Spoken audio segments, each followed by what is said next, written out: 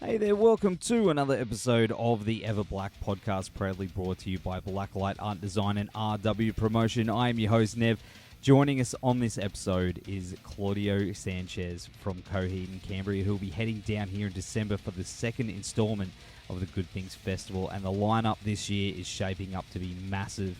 You got Parkway Drive headlining with Trivium, Bad Religion, Karnivool, The Damn Things, Poppy, who I'm keen to check out, Thy Art is Murder, Enter Shikari, Man with a Mission, Voyager, who are always awesome, Violent Soho, and just heaps more. It's just going to be massive. And Coheed, of course, who are a big deal in my household. Shout out to my wife Kylie, who was the original fan here, who got us all into them many years ago.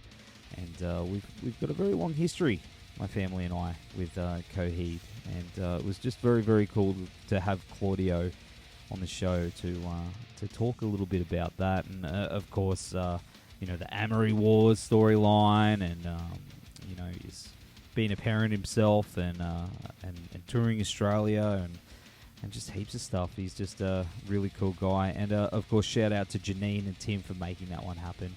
Thanks, legends. It's actually been a couple of years since Coheed have toured here, so it's well overdue, especially since they released their 9th album, The Unheavenly Creatures, last year, which continues that massive Amory Wars storyline. Look, if you've ever gone and checked it out, you'll understand it's quite full on, and the story is massive. It's just, yeah, and the comics. If you get a chance to check out the comics, do so, because it's really well done. And as you can hear in the interview, I really got my fingers crossed for maybe a Netflix series or a movie, and he's been trying to make that happen for a while. So hopefully very soon we'll see that on a big screen, because it'll be just incredible, Star Wars level. Coheed are also just amazing live. So if you're heading to Good Things and you've never seen them, make sure you stop off and see them, because they shred very hard. Alright, the Good Things Festival kicks off on Friday, December 6th at Flemington Racecourse in Melbourne, then Saturday, December 7th at Centennial Park in Sydney, and then wraps up on Sunday, December 8th in Brisbane at the Showgrounds. Tickets are on sale now through oztix.com.au.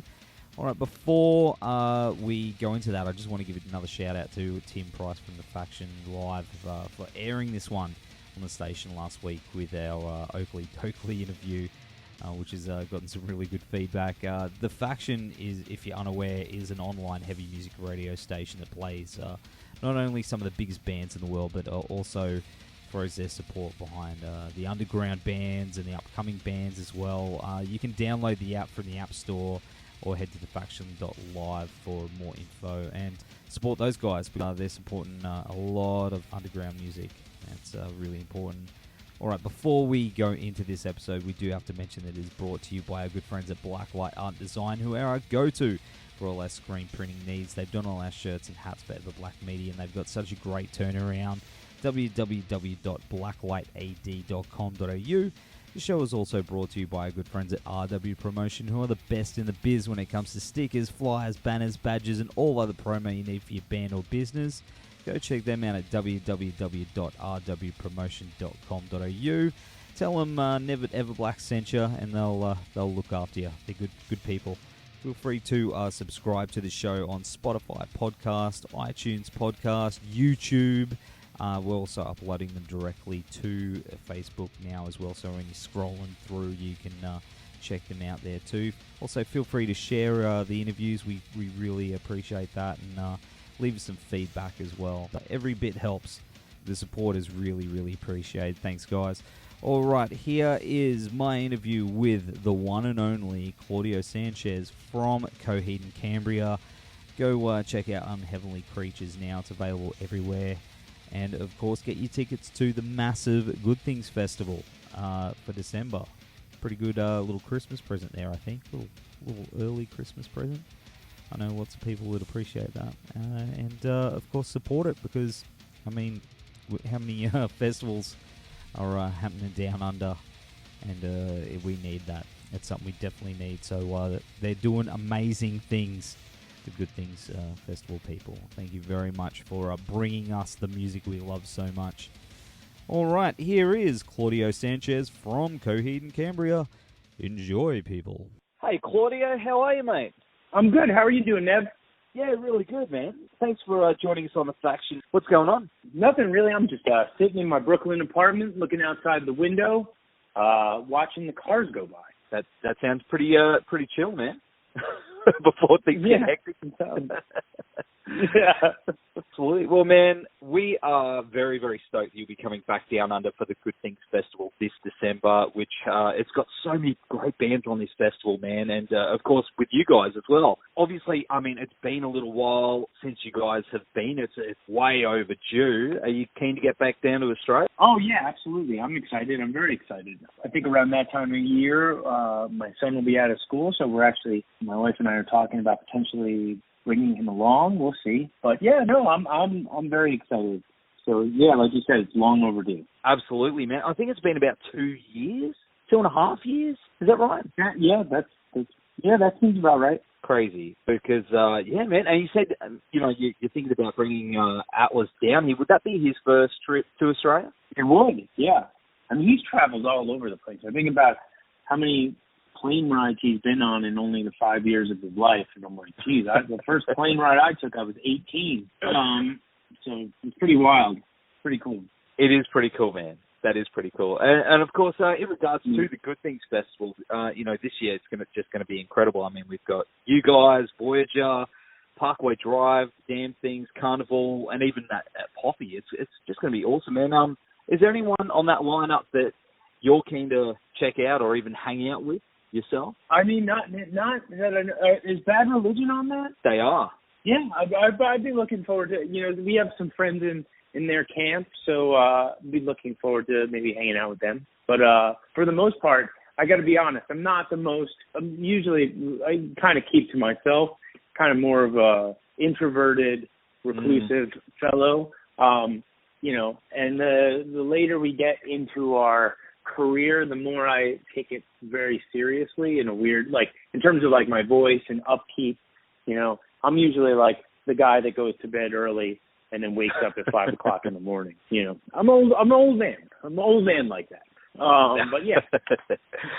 Well, I mean, this tour, of course, for me is going to be personally pretty special. As my eldest daughter, look, I'll tell you straight out, Coheed and Cambria is the family band. My wife's a fan, I'm a fan, really? And my eldest daughter has been raised on Coheed. This is going to be her first time seeing you guys. So, oh wow, that's so cool.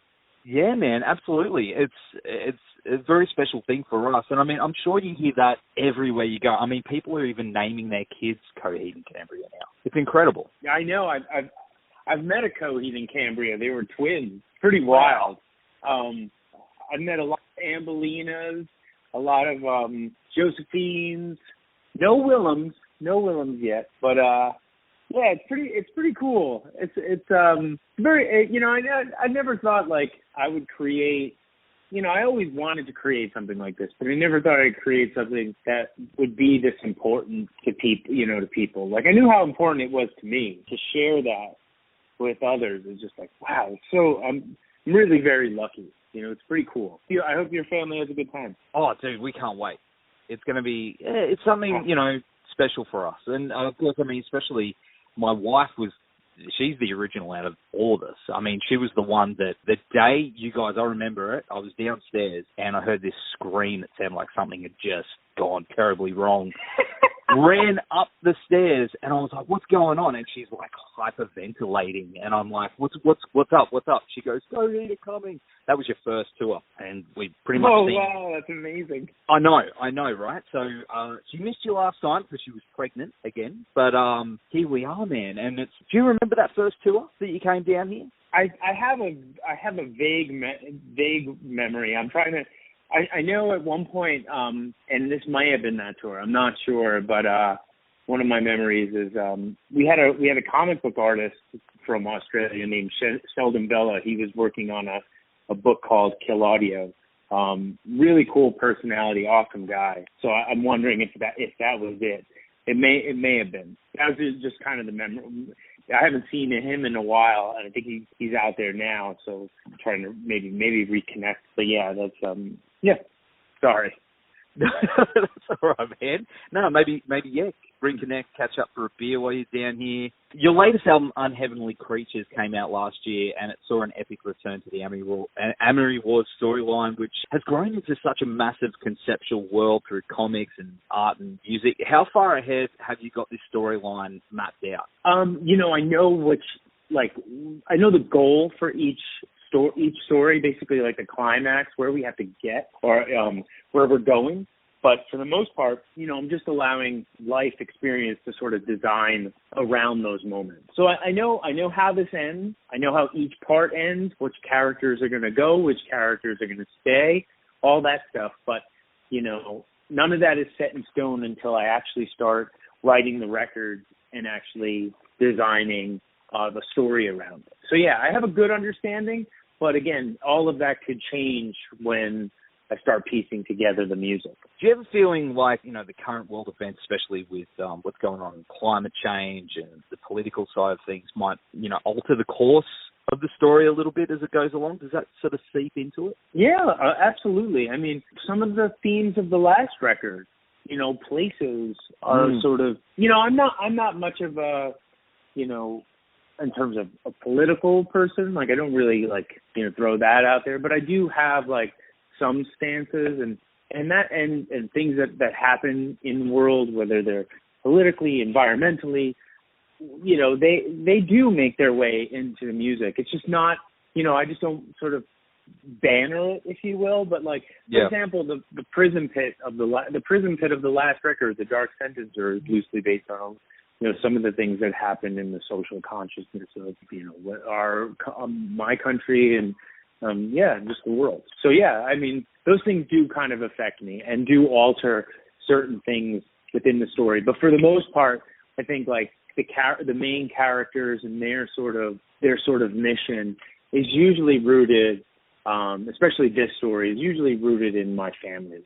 Being a dad and a husband, and you definitely see a relationship between the characters and myself in that respect.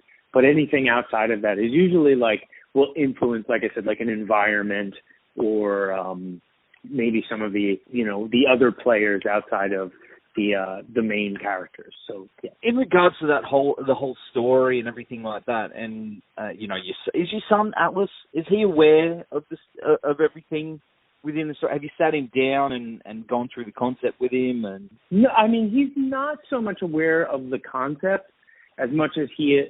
I mean, he's aware of Coheed and Cambria. Today, I was working on some material that may potentially be on the next record, may not, but he came into the room and he's like, that's Coheed and Cambria. And I'm like, it's not Coheed and Cambria yet, buddy. I haven't but you know what I mean? My voice, he hears my singing and he hears the guitars in relation to my voice and immediately assumes there's something that's familiar. That's, I know that as this. But as far as the concept goes, it's not something we really bring up because, a lot of the stuff that's written is a bit mature, and I'm not so sure I want to, although we do show them Star Wars and that can be violent, but there's some other adult sort of themes inside the Amory Wars that I'm I don't really want to expose him to yet, or get him interested in it, that he'd actually open the book and check it out. I mean, that's the thing is he also likes to read, so I'd just be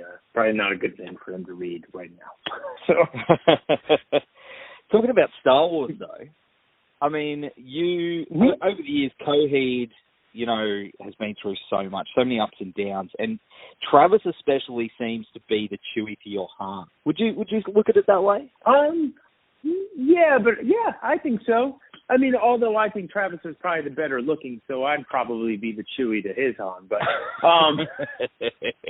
for the most part, Travis and I have been we've been friends since we were 13 years old. I mean, my first musical, venture, I mean, was not far from meeting Travis. So I think we grew up together understanding the language of music.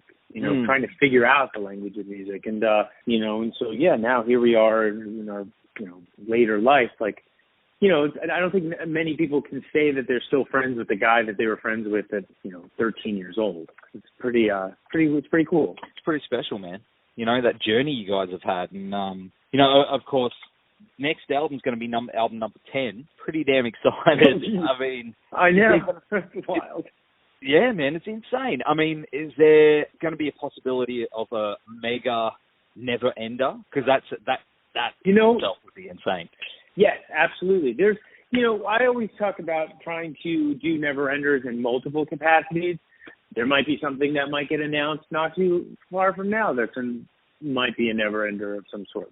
But there's always, like, there's multiple versions of Neverender. Like, there's the versions of Neverender that are affiliated with the Coheed and Cambria saga, which is Year of the Black Rainbow to No World for Tomorrow. There's the Vaxxus saga. There's the Afterman No World for Tomorrow. Like, like you said, there's the mega Neverender.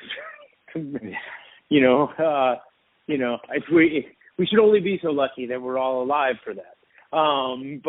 But yeah, I mean, it's pretty cool. Like, I love that. I love the possibility of getting creative and doing these cool celebratory ways to sort of tribute these pieces of art that we've created, invested so much of our love into. So yeah, it's cool. It's really cool. Absolutely. As a there fan, might be a mega. There might be a mega ender. We'll see. Well, I mean, have you got plans already for 2020? Maybe possibly a movie or some kind of Netflix deal? Well, we've got plans. There's things that we're talking about at the moment. I mean, there's a company that we've been loosely talking with for some time now about potentially adapting the stories into an animation. Whether it's like an episodic animation or a full length. But again, it's all just talk. Nothing's ever, nothing's been like sort of solidified and like, ready to go. Amory Wars is such an interesting sort of thing because it's like, it's got this like very feverish cult following, but it's not obvious to the people that sort of make these things happen. Anytime I ever talk to somebody outside of like a Coheed fan base about the potential of like doing something with the property, it's like a question mark. Like they don't understand that there's a loyal, very invested sort of fan base that's like attached to this thing. It's just like, it's not obvious to most people. So, I mean, I think in time something cool is without a doubt going to happen, but it's just going to take like the right person to do it. And I almost feel like it's going to be a fan at some point that's going to get put into a position that's going to be like this amazing director, and they're going to be like, people have slept on this thing that's sitting here. It's like, I'm going to put this thing together, And I would love that because that would be the right way to do it. The story's so deep, and I think you're right. A fan that understands the world would be the right person for the job, and to work with you as well would be incredible. Absolutely. Yeah, and also another thing, congrats on your 10-year wedding anniversary coming up next month, mate. Holy moly's, Nev. Thanks. Yes, you're absolutely right. My wife is like, let's go to Paris for our 10-year anniversary. And I'm like, all I want to do is stay home. But, maybe we will. But, yeah, thanks, man. That's cool. Yeah, it's our 10-year anniversary. Crazy, man. It's gone so quick. Well, of course, Claudio, thanks again for taking the time to hang out on the show. And we'll see you at the Mega Good Things Festival in December. It's going to be incredible. Tickets are on sale now. Dude, enjoy chilling out this afternoon. Oh, you got it. Will do, Nev. Thank you very much. And I hope you and your wife have a good time at the show. And your daughter as well.